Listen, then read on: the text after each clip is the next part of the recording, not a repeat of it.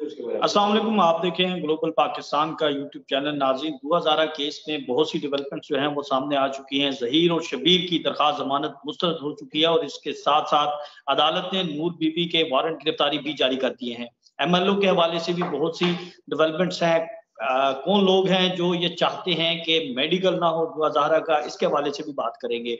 हमारे साथ सीनियर सहाफ़ी मोहम्मद शाहिद साहब मौजूद हैं। हम इनसे बात करते हैं और इनसे पूछते हैं कि ताज़ा तरीन अपडेट्स क्या हैं। जी शाहिद भाई, बताइएगा कि सबसे पहले तो कि ये एमएलओ में कौन ऐसी लोग हैं जो ताख़ीरी हरबे इस्तेमाल करना चाह रहे हैं? जब अदालत की तरफ से वाज़ेह अहकामात दे दिए गए हैं तो क्यों नहीं उस पर अमल दरामद हो रहा? शाकिर भी आपका बहुत शुक्रिया। जब लास्ट टाइम हमारी बात हुई थी तो उस वक़्त ना ट्रायल कोर्ट की तरफ से एमएलओ का ऑर्डर था और ना ही मुल्ज़मान की ज़मानत की जो दरख़्वास्त थी वो मुस्तरद हुई थी। अब मुल्ज़मान जेल में हैं।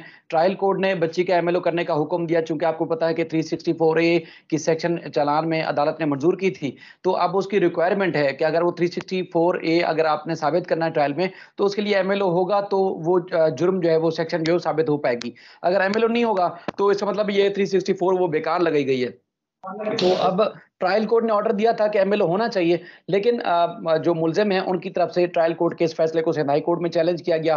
गुज़श्ता रोज़ और अदालत ने पहली ही समाअत में कुछ इब्तिदाई फैक्ट्स या फाइंडिंग अदालत ने ली या देखी और उसके बाद फौरी तौर पर ट्रायल कोर्ट का फैसला जो है मुअत्तल कर दिया और उसके बाद एमएलओ जो होने वाला था चंद ही लम्हों बाद शुरू हो गया था, वो रोक दिया गया। हालाँकि जो एक दिन पहले का हुक्मनामा था उसमें जो चाइल्ड प्रोटेक्शन ब्यूरो थे या तफ्तीशी अफसर थे उनको हुक्म था कि कल यानी कि जो गुज़श्ता रोज़ है जुमेरात का दिन जो सिंध सर्विसेज हॉस्पिटल में पुलिस सर्जन होते हैं, उनके पास बच्ची को पेश करना था। टाइम सब चीज़ें फिक्स थी। डॉक्टर का या मेडिकल अमला जो है वो इंतज़ार करता रहा कि बच्ची आएगी और उसका एमएलओ करना है और यहाँ व्हाट्सएप के ऊपर जो है वो कॉपी भेज दी गई सिंध हाई कोर्ट की कि बच्ची का एमएलओ रोक दिया गया है। आज चूँकि उसमें तारीख मुकर्रर की गई थी 14 सितंबर की कि अगली समाअत जो होगी 14 सितंबर को होगी, जिसमें जिब्रान नासिर को और तफ्तीशी अफसर और प्रोसिक्यूशन को नोटिस जारी किए गए थे। लेकिन एंटी डेट के लिए क्योंकि बहुत बड़ा गैप है, आपको पता है कि 10-15 दिन का, तो उसमें जो मुद्दई मुकदमा अहमद अली काज़मी उनके वकील जिब्रान नासिर ने नई दरख्वास्त दायर की और कहा कि इस केस को फौरी तौर पर सुना जाए। तो आज उसी जज साहब ने फाजिल जज साहब ने जो है वो नोटिस जारी किए हैं और अब इस केस को फिक्स कर दिया 5 सितंबर के लिए। अब इसमें जब ये एमएलओ हुआ है, जब आप तस्लीम कर रहे हैं कि शादी हुई है, उसमें वकील साहब बार-बार रन अवे की शादी का लफ्ज़ जो है वो इस्तेमाल कर रहे थे। तो उसमें आप समझते हैं कि जब ये चीज़ें आप एक्सेप्ट कर रहे हैं कि शादी है, कानूनी है, बच्ची की उम्र 18 साल भी आपने बताई, बाद में 16-17 साल का भी तज़किरा किया, उसके बाद एमएलए से क्यों भाग रहे हैं? ये मतलब थोड़ा समझ से बालातर है। मतलब आप भी रिपोर्टिंग करते हैं, जब फैक्ट्स फाइंडिंग बिल्कुल मुकम्मल होंगी, तो यकीनी तौर पर आपके हक में भी फैसला आ सकता है। वो रिपोर्ट आपके हक में भी आ सकती है, लेकिन उन्होंने कोशिश की कि वो रोक दें और ना हो सके। तो कल उन्होंने वो चीज़ कर दी और जिस पर आज अदालत के अंदर जवाब भी जमा करा दिया गया है मुद्दई की तरफ से, जिसमें उन्होंने वो फैसले, वो अदालती फैक्ट्स जो कि लाहौर से मुल्तान, मुल्तान से बहावलपुर तक और ट्रायल कोर्ट में होते रहे, जो कि जो मुल्ज़िम की तरफ से वो कल जो है छुपाए गए थे, वो उन्होंने सामने नए रख दिए हैं। अब आर्गुमेंट होंगे पीर के रोज़, तो इंशाल्लाह उसमें कोई बेहतरी की उम्मीद है कि बच्ची का एमएलओ हो जाएगा। उसके बाद फिर मुल्ज़िम की आपको याद है कि 30 अगस्त को 29 को फैसला हुआ था, 30 को जो है वो इस तरह जो है अनाउंस हुआ और तहरीर हुक्मनामा गुज़श्ता रोज़ सामने आया कि मुल्ज़िम की जो 2 भाई हैं ज़हीर और शबीर, उनकी ज़मानत मुस्तरद की गई और उनको जेल भेजा गया है। तो उनका जो ज़मानत मनसूख होने के बाद उनको जो जेल भेजा गया था, उस फैसले के खिलाफ भी ट्रायल कोर्ट में दरख्वास्त दायर की गई है। हालाँकि शाकिर भाई, आप रिपोर्टिंग करते हैं कोर्ट की, तो आपको पता है कि जब तक कोई नया ग्राउंड ना हो, यानी कि 2-3 रोज़ में अगर किसी भी मुल्ज़िम की ज़मानत खारिज होती है, तो कोई नया ग्राउंड तो नहीं आ जाएगा कि मतलब नई वजह क्या है बेल की, तो वो इनके पास अभी नहीं है फिलहाल। मतलब कोई चालान में कोई गड़बड़ होती, मुद्दई मुकदमा कोई ताख़ीरी हरबे इस्तेमाल कर रहे होते या कोई ऐसी चीज़ होती, कोई नई रीज़न तो होती, लेकिन जो हमने दरख्वास्त देखी या जो चीज़ हमारे सामने आई, नई कोई वजूहात नहीं है, नया नया कोई ग्राउंड नहीं है। मुल्ज़िम की तरफ से नई दरख्वास्त दोनों की तरफ से, भाई ज़हीर और शबीर जो हैं, उनकी तरफ से दायर की गई है कि उनको ज़मानत पर रिहा किया जाए। अदालत ने कोई फैक्ट्स जो है वो नज़रअंदाज किए, उनको कानून के मुताबिक रिलीफ़ नहीं मिला, तो लिहाज़ा उनको ज़मानत पर जेल से रिहा किया जाए। उस पर भी आज जो है एडिशनल डिस्ट्रिक्ट एंड सेशनल जज जिसने ज़मानत मुस्तरद की थी, उन्हीं मुअज़्ज़ज़ जज साहब ने जो है वो इनकी मुद्दई को और प्रोसिक्यूशन को नोटिस किए। वो केस भी पीर के लिए फिक्स किया गया है। अब जो पहले से 2 मुल्ज़मान जेल में थे, उनकी भी हाई कोर्ट में ज़मानत की दरख्वास्त पर समाअत होगी पीर के रोज़।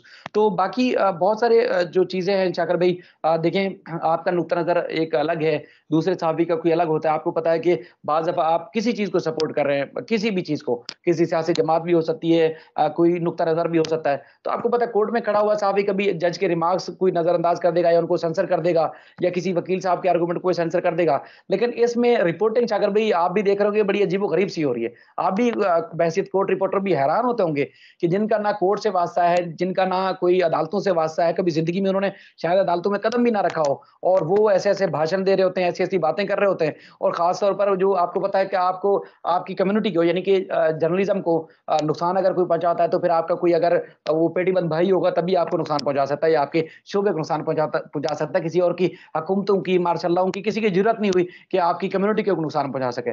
और ये हक़ाइक़ पर मबनी केस था चूँकि जो बलूगत की उम्र है या इस्लाम के मामलात हैं, उससे भी कतई नज़र जो मामलात हैं कानून पंजाब में जिस तरह कानून बनाया गया है, सिंध में कानून बनाया गया है, ज़ाहिर है असम्बली ने ये चीज़ें हुकूमतों ने वक़्त की हुकूमतों ने ये सोचा कि बच्चियों को किस तरह सेफ रखा जा सकता है, तो उन्होंने कोशिश की। लेकिन अब हम और आप जो भी दोस्त रिपोर्ट कर रहे हैं, वो तो ये चाह रहे हैं भई कानून ये बना हुआ है, उस पर अमल-दरामद नहीं हो रहा। तो मतलब हमारी ज़ाती ख़्वाहिश तो नहीं है, जो कुछ भी कोर्ट में हो रहा है, उसमें भी हमारी कुछ कम्युनिटी के लोग, कुछ इधर-उधर के लोग बैठ के वो पूरा दिन ये कहेंगे जी फलाँ झूठ बोल रहा है, फलाँ झूठा, फलाँ मतलब बंद कमरे में जिसमें मैं इस वक़्त बैठा हूँ, अगर मैं यहाँ बैठ के कुछ भी बोलता रहूँ, तो लोग समझेंगे यार मैं सच बोल रहा हूँ। तो लेकिन मसला ये है कि जो ग्राउंड में जाता है मतलब आप फील्ड में जाते हैं, मैं ऑफ़िस में बैठ के चीज़ रिपोर्ट कर रहा हूँ। आपको तो लग रहा होगा कि यार झूठ लेकिन ये आपका ज़र्फ़ होगा कि आप मुझे नज़रअंदाज़ कर रहे होंगे, यार जाने दो, जाने दो। तो इस तरह की चीज़ें इस केस में हमें देखने में आई हैं। लेकिन आज मैंने एक स्टेटस देखा मेहदी अली काज़मी साहब का, उन्होंने बड़ा कमाल स्टेटस लिखा हुआ था। मतलब वो कह रहे हैं कि ये तो अभी इनिंग शुरू हुई है।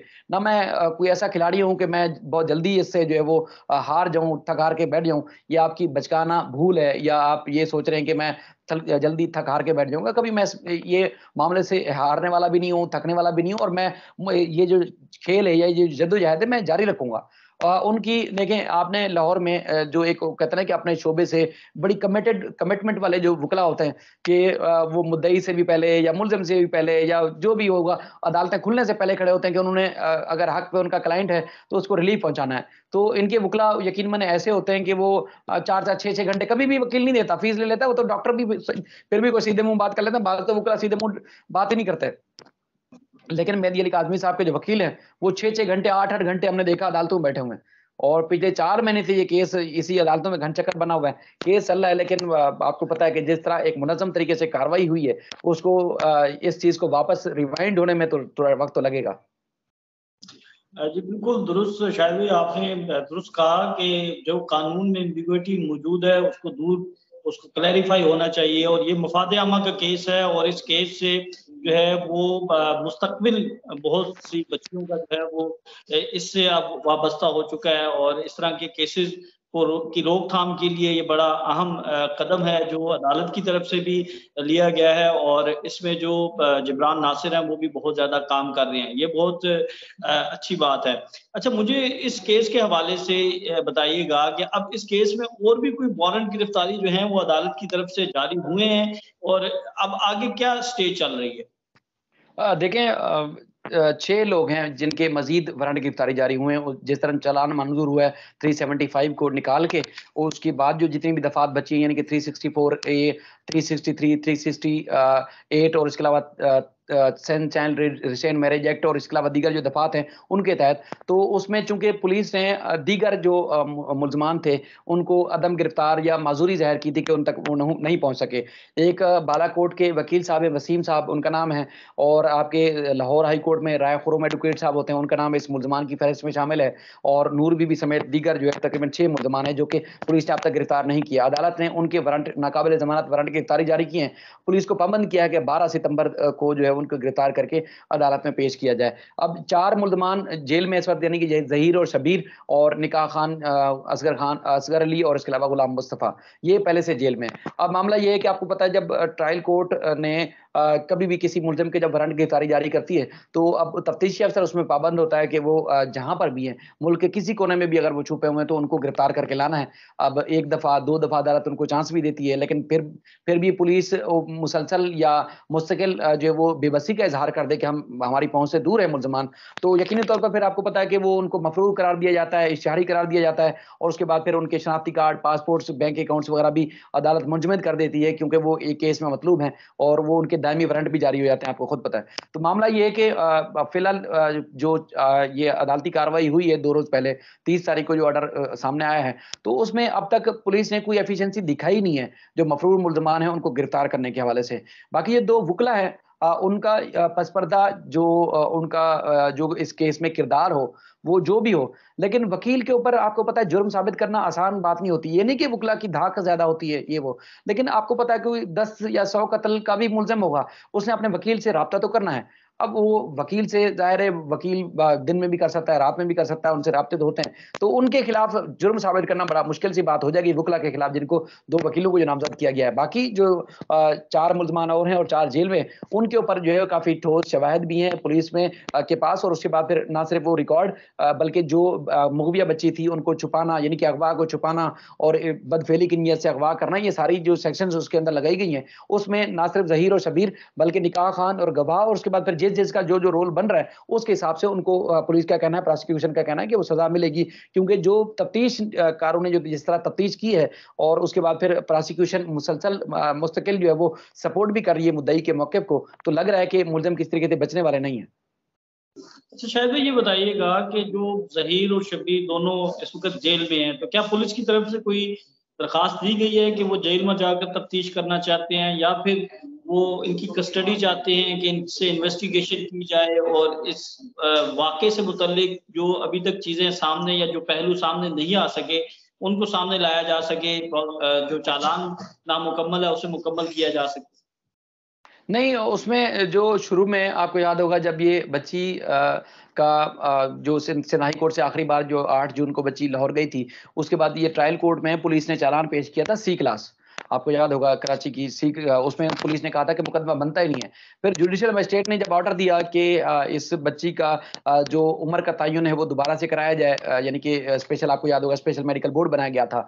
उसके बाद असर नो तहकीकात का ऑर्डर दिया, तो उस दौरान हमारे एक साहबी दोस्त ने मुल्ज़मान की जो सेल फोन है या उनके सीडीआर निकाले जिसमें उनकी कराची में मौजूदगी साबित हुई। उसके बाद फिर पुलिस ने नए सिरे से तहकीकात का आगाज़ किया। उसके बाद इसी दौरान जो है बच्ची का एमएलओ भी हुआ।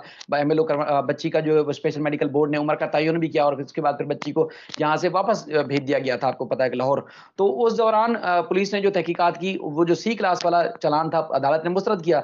नए सिरे से जो तहकीकात की थी उसमें तकरीबन 35 मुल्ज़मान को नामज़द किया था, जिसमें ये सारे वकील और कुछ और लोग भी थे, यानी कि यहाँ से जब लेके गए पंजाब, चिश्तियाँ और दीगर जगहों पर, केपी, कश्मीर और दीगर जगहों पर जब बच्ची को रखते रहे 2 महीने तक तकरीबन, तो उन सब तकरीबन जो रोल बन रहा था 35 मुल्ज़मान का बन रहा था। तो नई प्रोग्रेस रिपोर्ट में 35 मुल्ज़मान को नामज़द किया था, फिर तफ्तीशी अफ़सर इस दौरान तब्दील हुए, तो उनमें उन्होंने तकरीबन 25 मुल्ज़मान का नाम उस प्रोग्रेस रिपोर्ट से निकाल कर नई दफ़ात जो कि 364, 375 और इस तरह 368, 363 और चाइल्ड रिस्ट्रेंट मैरेज एक्ट समेत दीगर जो दफ़ात थी, उसमें 10 मुल्ज़मान का यानी कि अहम रोल उन्होंने करार दिया था कि इनके ऊपर जुर्म साबित होता है। इन्होंने न सिर्फ बच्ची को अगवा किया, बल्कि जिस तरह जो वो अगवा करके बदफेली की नियत और एक ह्यूमन स्मगलिंग या इंसानी स्मगलिंग भी, ह्यूमन ट्रैफिकिंग और इस तरह की दफात इनके ऊपर साबित हो रही हैं। तो उसके बाद फिर इनका इस तरह जुर्म साबित हुआ, तो उन 25 मुल्ज़मान को तो निकाल दिया गया था। इन मुल्ज़मान का जब नाम इसमें रखा गया है चालान में, तो ये चीज़ें साबित हो रही हैं। अब पुलिस का ये कहना है, बल्कि चालान तो मंजूर हो चुका है, अब पुलिस को नई जो तहकीकात है, तफ्तीश है, उसकी ज़रूरत नहीं है। चालान चूँकि इसी दौरान अदालत ने पेश कर दिया, 21 जुलाई को ज़हीर और शब्बीर ने आके ज़मानत हासिल कर ली थी, तो उसके बाद फिर तहकीकात मुकम्मल हो गई, नई तहकीकात की ज़रूरत नहीं थी, तो अदालत ने इसलिए इनको पुलिस कस्टडी देने के बजाय इनको जुडिशियल रिमांड पर जेल भेज दिया था। अब तहकीकात मुकम्मल हो चुकी है, अब 12 सितंबर को जो अब मफरूर मुल्ज़मान हैं, उनकी प्रोग्रेस रिपोर्ट पेश की जाएगी पुलिस की तरफ से कि उनकी गिरफ्तारी के लिए उन्होंने क्या इक़दामात किए हैं, और उसके बाद फिर जब ये गिरफ्तारी या आदम गिरफ्तारी का जो प्रोसीजर है, वो मुकम्मल हो जाएगा, तो मुझे लग रहा है फिर चार्ज फ्रेम के ऊपर केस जाएगा, फर्द जुर्म आयद हो, और उसके बाद फिर प्रॉपर इनके ऊपर ट्रायल चलेगा। बाकी एमएलओ 164 का बच्ची का दोबारा बयान, मुल्ज़मान की दरखास्त जमानत, ये अलग प्रोसीजर जो ये अलग चलता रहेगा, जो मेन ट्रायल है वो अलग चलता रहेगा। अच्छा, आखिर में सिर्फ ये बता दीजिएगा कि मेहदी अली काज़मी साहब, उनकी फैमिली अब कितनी पुरअज़म है, और अभी जो है पे दर पे उन्हें कामयाबियाँ मिली हैं, तो उनका क्या कहना है? आपने उनके साथ इंटरव्यूज़ भी किए हैं और आप उनके साथ राब्ते में भी। देखिए आपको पता है माँ-बाप ना बड़े जिगरे वाले होते हैं वैसे। औलाद हमेशा खताएँ करती है, औलाद जो है हमेशा जो है मतलब वालिदैन को नज़रअंदाज भी करती है, लेकिन वालिदैन आपको पता है कि आप हूँ, मैं हूँ, कई ऐसे आपने देखे होंगे कि उनके माँ-बाप बड़े जिगरे वाले होते हैं। तो ये वो बच्ची हम समझते हैं खुशकिस्मत है कि उसके माँ-बाप बड़े जिगरे वाले हैं, उन्होंने बड़ा बर्दाश्त किया। आपको पता है कि जब इसी तरह हमारी जहाँ अदालतों में जब इस तरह कोर्ट मैरिज के केसेस आते हैं, तो इसी तरह लाहौर की अदालतों में भी आते होंगे, आप कवरेज के लिए भी आगे बढ़ते होंगे, लेकिन आपको रोक दिया जाता होगा कि देखिए हमारी इज्जत का सवाल है, लिहाजा आप इसको मीडिया पर पब्लिक ना करें। तो आप यकीनी तौर पर रुक जाते होंगे। लेकिन ये वाहिद खानदान है जिसने हिम्मत की, आगे बढ़ा और उनका आज तक बल्कि हमेशा ये मौक़िफ़ रहेगा कि उनकी बच्ची मुसीबत में और उन्होंने अपनी बच्ची को इस मुसीबत से बाहर निकालना है। तो वो उनका वो पुरज़्म है और वो चाहते हैं हर सूरत अपनी बच्ची को निकालें और जो कुछ बच्ची से कहलवाया गया सोशल मीडिया के ऊपर जो बातें हुई, वो उन बातों को उन्होंने संजीदा नहीं लिया। वो समझते हैं कि बच्ची चूँकि मैच्योर नहीं है, उसको पता ही नहीं है कि उसकी आगे फ्यूचर के साथ क्या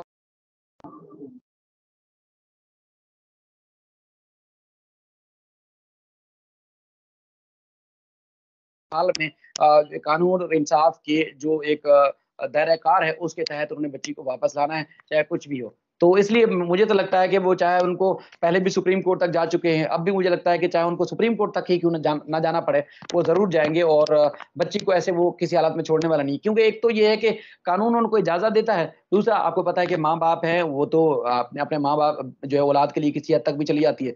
तो वो मुझे लगता है कि नहीं छोड़ेंगे और अपनी बच्ची को हासिल करके ही रहेंगे।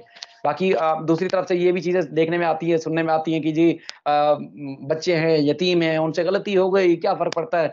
तो आप खुद देखें अगर आपके बच्चों के साथ, मेरे बच्चों के साथ, किसी के साथ कुछ हो जाए, तो आप और हम सब बर्दाश्त करेंगे जी यतीम बच्चे ने हमारे बच्चे को नुकसान पहुँचा दिया तो हम सब्र करके बैठ जाएँ। तो यतीम के बच्चे को तो पहले अकल होनी चाहिए थी कि मैं यतीम का बच्चा हूँ, तो मुझे पहले एहतियात करनी चाहिए किसी की बेटी की इज़्ज़त को तार करने से पहले उसको सोचना चाहिए था। यहाँ तो आपने देखा पूरा ख़ानदान इस मामले में साथ इन्वॉल्व है। तो अब तक हम हैरान हैं। देखिए मतलब लोग बड़े-बड़े सियासतदानों के आप लाहौर हाई कोर्ट में केसेस कवर करते हैं जाकर भाई, तो इतना मुनज़्ज़म या इतना एक्टिव या इतनी एफिशिएंसी बड़े-बड़े केसेस में भी नहीं देखते होंगे। मतलब रोज़ 2-3 जगहों पर केसेस की समाअत हो रही हो, रोज़ कहीं न कहीं। तो मतलब इस बात पे लोग हैरान हैं कि एक तरफ वो बोलते हैं कि ग्रेड 2 की मुलाज़मा है यूनिवर्सिटी में, पंजाब यूनिवर्सिटी में और कोई सोर्सेज़, कोई वसाइल नहीं है, यहाँ तक रिश्तेदारों की भी कोई सपोर्ट नहीं है। तो यार सुप्रीम कोर्ट के आपने वकील हायर किए हुए हैं और यहाँ पर 3-4 और भी वकील हैं जो दिन में 4-4 6-6 जगह पर आपकी दरखास्तें फाइल करते हैं, आपके केसेस की पैरवी करते हैं और रोज़ाना कोई बुनियादों पर हो रही हैं। तो आखिर कौन है जो आपको सपोर्ट कर रहा है? और पुलिस है जो पुलिस आपके ऊपर हाथ नहीं डाल रही थी। आखिर क्या वजह है कि पुलिस आपके ऊपर हाथ नहीं डाल रही थी? आखिर क्या वजह है कि सिंध हुकूमत शुरू में आपसे कतरा रही थी, आपके ऊपर हाथ नहीं डाल रही थी? आखिर पंजाब हुकूमत क्यों कतरा रही थी? यानी कि सिंध हाई कोर्ट ने ऑर्डर दिया था, आपको याद होगा आईएसआई को, एफआईए को, एमआई को, जितने भी हसास इदारे हैं, सबको ऑर्डर दिया था कि बच्ची को बाजियाब करा के लाएँ, कोई बाजियाब नहीं करा सका था। तो आखिर क्या है? मतलब इस पे तो लोग बड़े हैरान हैं। आप भी सुन के यकीनन हैरान हो रहे होंगे, ऐसा क्या है? तो कहते हैं कि जी ऐसे लोगों को गैंग भी ना बोलो, गरीब लोग हैं, बेचारे हैं और आप कुछ नहीं बोलें। भाई आप और मैं इतनी देर से जो गुफ्तगू कर रहे हैं आपको अगर कोई दोस्त मशवरा लेता होगा आपसे, शाकर भाई यार ये मुसीबत में फँसा हूँ, मुझे क्या करना चाहिए? आप यही कहेंगे ना भई अदालत चले जाओ। अदालत में ये चीज़ आप मतलब टक करके आपके दिमाग में ये आता होगा कि इसको कानूनी तौर पर रिलीफ कैसे मिल सकता है। ना कि आपने डंडा उठाया जी मैं सहाफ़ी हूँ और मैं जाके उसकी ऐसी-तैसी कर दूँगा, ऐसा नहीं होता। आपका जो एक सोच होती है आप उसी तरह उसको मशवरा देंगे। लेकिन इन लोगों को पता नहीं कौन-कौन मशवरे दे रहा है और इस हद तक सपोर्ट कर रहा है कि वो मतलब अ, मतलब जिनके सोर्सेज़ ज़्यादा हैं, वो घन चक्कर हुए इन मुल्ज़मान के आगे, यतीम बच्चों के आगे घन चक्कर हुआ मैं। अब अंदाज़ा लगाएँ कि मतलब क्या ऐसी चीज़ है, कौन-सी ऐसी ताकतें हैं जो इनको मुल्ज़मान को सपोर्ट कर रही हैं? जी, बिल्कुल शाहिद भाई आपने दुरुस्त कहा कि आपको जो उलझी गुत्थियाँ हैं वो सुलझना शुरू हो चुकी हैं और एक-एक करके सारी परत जो है वो अब सामने आ रही है और अभी जो 2-3 अहम डेवलपमेंट्स हैं वो आइंदा आने वाले चंद दिनों में सामने आएँगी। मेडिकल के हवाले से 164 के हवाले से और फिर जो मुल्ज़मान जो हैं वो इस वक़्त जेल में हैं और उन्होंने एक दरख़्वास्त जो है जिसे हम रिव्यू कह सकते हैं बादी नज़र में, वो इन्होंने दायर की हुई है। तो अगली वीडियो में इंशाल्लाह आपसे दोबारा दरख्वास्त करेंगे कि जो इन्फॉर्मेशन है वो आप हमारे नाज़रीन के साथ शेयर करें और नाज़रीन आप भी हमें बताएँ कि आपके क्या कमेंट्स हैं, क्या व्यूज़ हैं ताकि हम आपके उन व्यूज़ को देखते हुए जो है अगली वीडियो बनाएँ। तब तक के लिए हमें इजाज़त दें। अल्लाह हाफ़िज़।